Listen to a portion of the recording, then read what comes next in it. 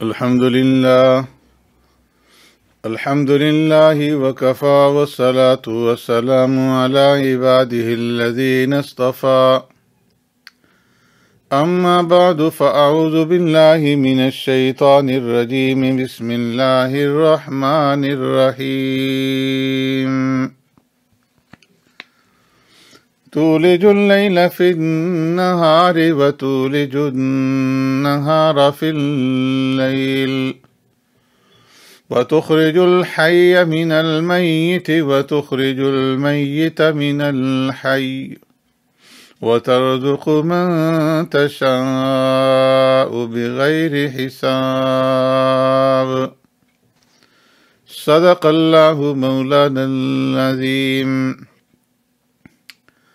تولج اللیل، تو داخل کرتا ہے رات کو، فی النہار، دن میں، وتولج النہار، اور تو داخل کرتا ہے دن کو، فی اللیل، رات میں، وتخرج الحی، اور تو نکالتا ہے زندہ کو، من المیت، مردہ سے، وتخرج المیت من الحی، اور تو نکالتا ہے مردہ کو زندہ سے، وترزق من تشاء بغیر حساب، اور تو رزق دیتا ہے جس کو چاہے بغیر حساب کے۔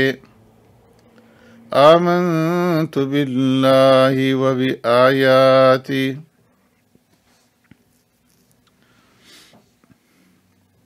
میرے معزز سامعین و ناظرین، السلام علیکم ورحمۃ اللہ وبرکاتہ۔ آج کی اس مجلس کے اندر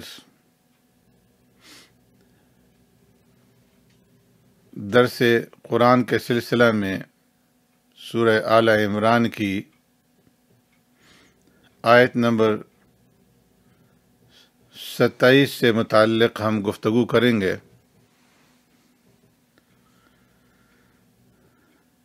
اس سے پہلی آیت کریمہ کے اندر اس بات کا ذکر تھا کہ اللہ تبارک و تعالی مالک الملک ہے، ملک کا لینا دینا اور عزت کا دینا اور لینا، یہ اللہ تبارک و تعالی کا کام ہے، اور اللہ تبارک و تعالی ہر چیز پر قادر ہے۔ آگے اللہ تبارک و تعالی فرماتے ہیں کہ اللہ تبارک و تعالی کی قدرت کا تم رات دن مشاہدہ کرتے رہتے ہو۔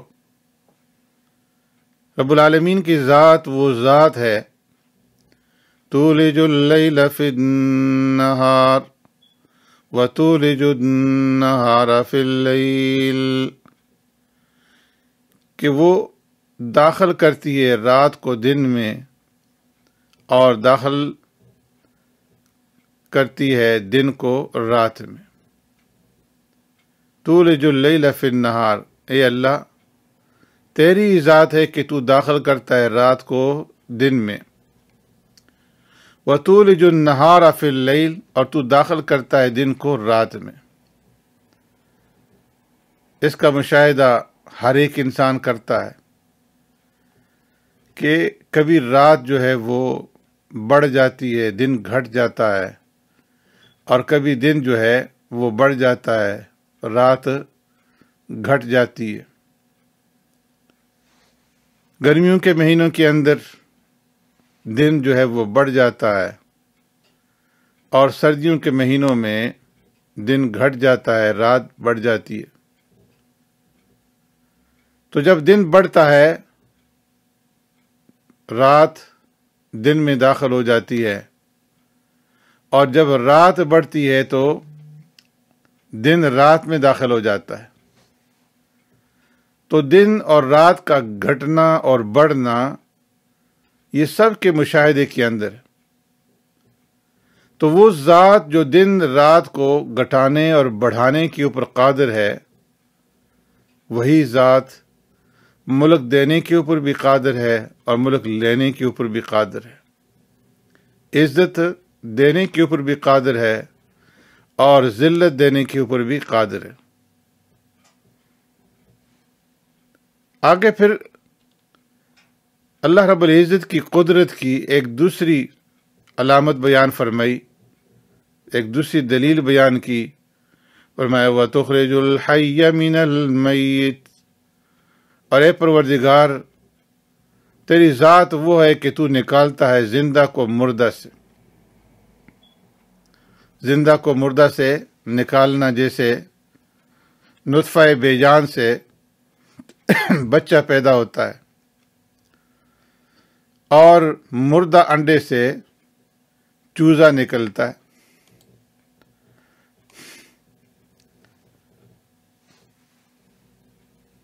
تو فرمایا کہ وَتُخْرِجُ الْحَيَّ مِنَ الْمَيِّتِ، اے تخرج الزرعة من الحب والحب من الزرع، کہ رب العالمین ایک دانے سے سبزہ اگاتا ہے، کھیتی اگاتا ہے، اور کھیتی سے اللہ تبارک و تعالی دانے پیدا فرماتا ہے۔ وَالنَّخْلَةَ مِنَ النَّوَاةِ وَالنَّوَاةَ مِنَ النَّخْلَ، ایک گھٹلی سے اللہ تبارک و تعالی کھجور پیدا فرماتا ہے اور ایک کھجور سے گھٹلی پیدا فرماتا ہے۔ وَالْمُؤْمِنُ مِنَ الْكَافِرِ وَالْكَافِرُ مِنَ الْمُؤْمِنِ، مومن سے اللہ رب العزت کافر کو پیدا کرتا ہے اور کافر سے اللہ تبارک و تعالی مومن کو پیدا فرماتا ہے۔ وَالدَّجَاجَةُ مِنَ الْبَيْضَةِ وَالْبَيْضَةُ مِنَ الدَّجَاجَةِ، اور اللہ تبارک و تعالی مرغی کو پیدا فرماتا ہے انڈے سے، اور انڈے سے اللہ تبارک و تعالی پیدا فرماتا ہے مرغی کو۔ تو یہ اس بات کے اوپر قادر ہے کہ وہ تخرج الحی من المیت، کہ وہ مردہ سے زندہ کو پیدا فرمائے، اور حقیقی زندگی بھی اس سے مراد ہو سکتی ہے کہ کافر سے مومن کو پیدا کرتا ہے، باپ کافر ہے اور بیٹا مسلمان۔ سیدنا ابراہیم خلیل اللہ علیہ السلام کے والد آزر کافر ہیں، اور ان سے اللہ تبارک و تعالیٰ نے سیدنا ابراہیم خلیل اللہ علیہ السلام کو پیدا فرما دیا۔ تو یہ حقیقی زندگی ہے۔ ایک روایت کے اندر ہے کہ پیارے پیغمبر صلی اللہ علیہ وسلم ایک گھر کے اندر داخل ہوئے،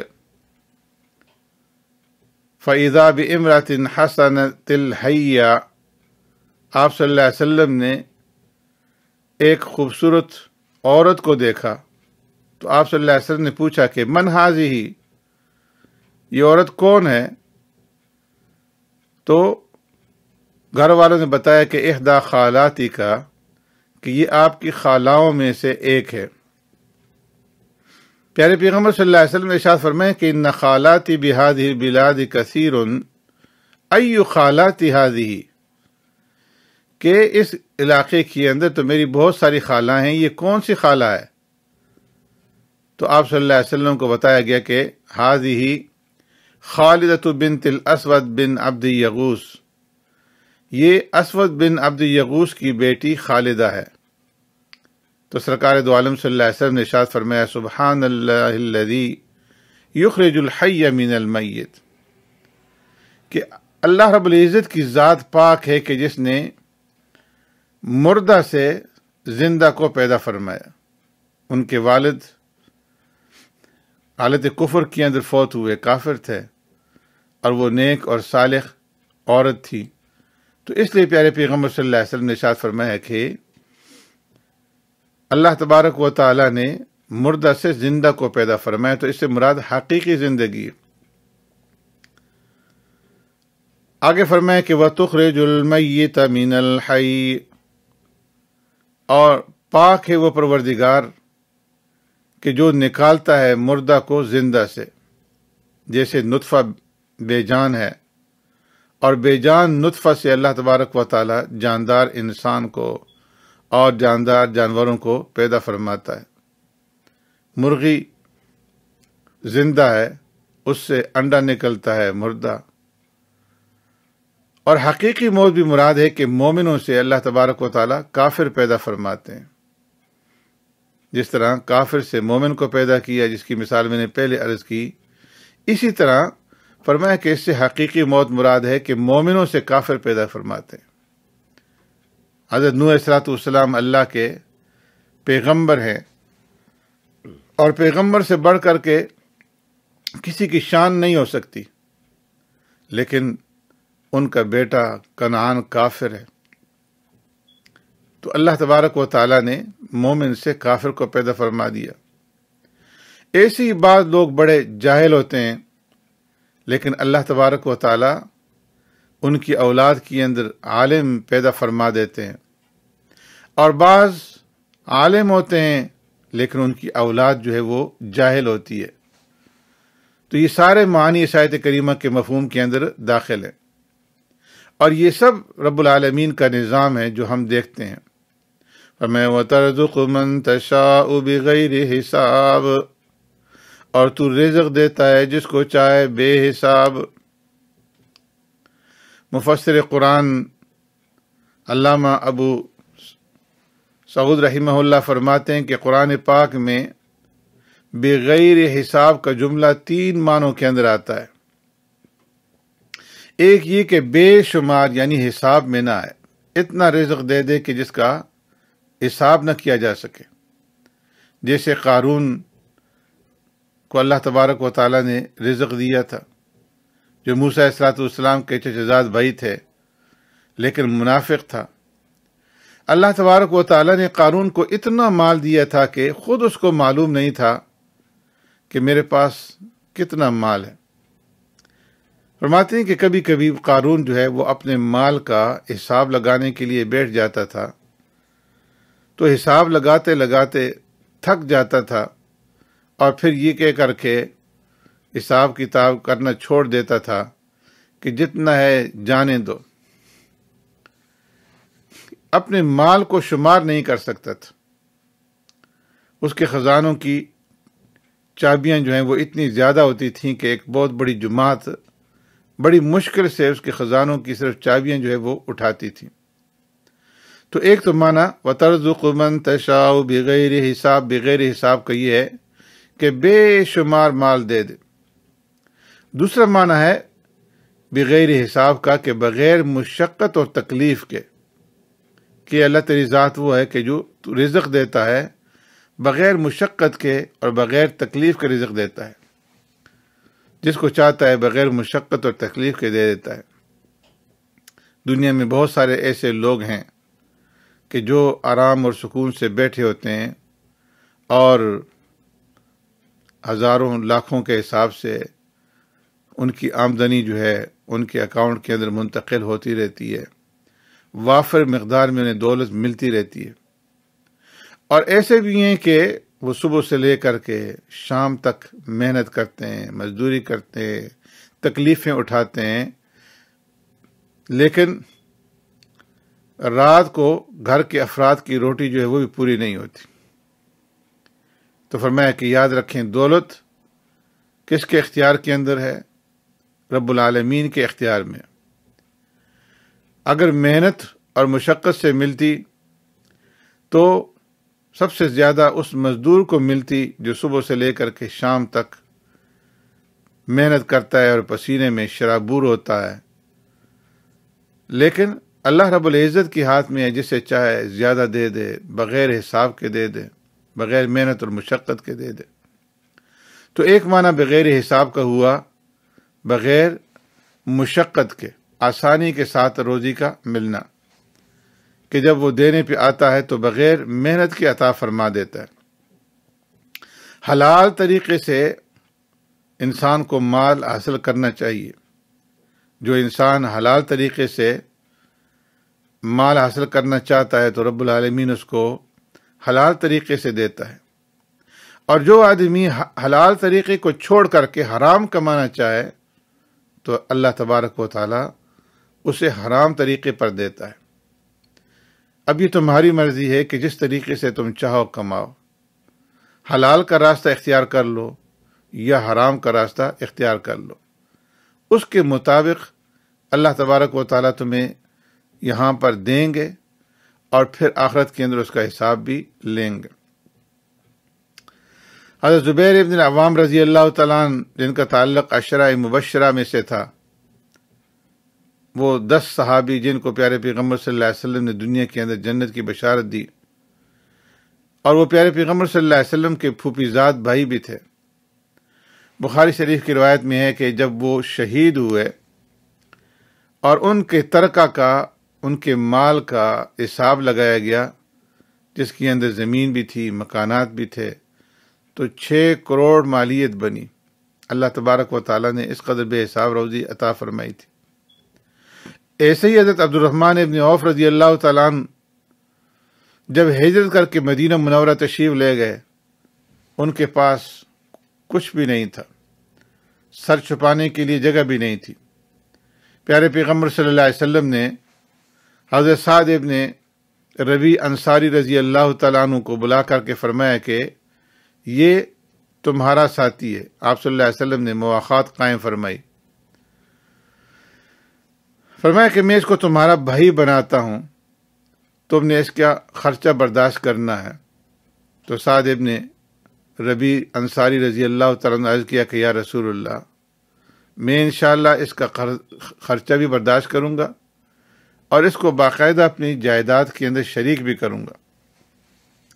چنانچہ انہوں نے حضرت عبد الرحمن ابن عوف رضی اللہ تعالیٰ عنہ کو رہنے کے لیے کمرہ بھی دے دیا، اور کھانے کے لیے گھر سے روٹی بھی پک کر کے ان کے لیے آتی تھی۔ چند دن حضرت عبد الرحمن ابن عوف رضی اللہ تعالیٰ عنہ نے اس طرح سے گزارے۔ وہ بزنس مین آدمی تھے، تجارت پیشہ تھے، انہوں نے پھر اپنی تجارت شروع کر دی۔ پیارے پیغمبر صلی اللہ علیہ وسلم نے ان کی تجارت کے اندر برکت کی دعا فرمائی۔ روایت کے اندر آتا ہے کہ ان کا مال اس قدر بڑھا کہ کئی ملکوں کے اندر جو ہے ان کے سٹور روم بنے ہوئے ہوتے تھے، اور جب نفع کی رقم آتی تھی تو اسے شمار نہیں کیا جاتا تھا، بلکہ فرماتے تھے کہ کسی کونے کے اندر ڈھیر لگا دو۔ تو اس طریقے سے اللہ تبارک و تعالیٰ نے ان کی مال کے اندر برکت دی، اور ایک ایک وقت میں ان کے دسترخوان کے اوپر 300 400 جو ہے آدمی بیٹھ کر کے کھانا کھاتے تھے۔ انہوں نے شادی بھی کی۔ اب فرمایا کہ جب ان کی وفات ہوئی تو ان کی 4 بیویاں تھیں، اور وراثت کا مسئلہ یہ ہے کہ اگر خاوند صاحب اولاد ہو، چاہے اس کی ایک لڑکی کیوں نہ ہو، تو بیوی کو 8واں حصہ ملتا ہے، چاہے ایک بیوی ہو، چاہے 2 ہوں، 3 ہوں، 4 ہوں، سب 8ویں حصے میں شریک ہوں گی۔ تو حضرت عبد الرحمن ابن عوف رضی اللہ تعالیٰ عنہ کی وراثت کا 8واں حصہ جب 4 بیویوں میں تقسیم کیا گیا تو ہر بیوی کے حصے میں 80 دینار آئے۔ تو اس سے اندازہ لگایا جا سکتا ہے کہ کس قدر اللہ رب العزت نے انہیں مال اور دولت سے جو ہے نوازا تھا۔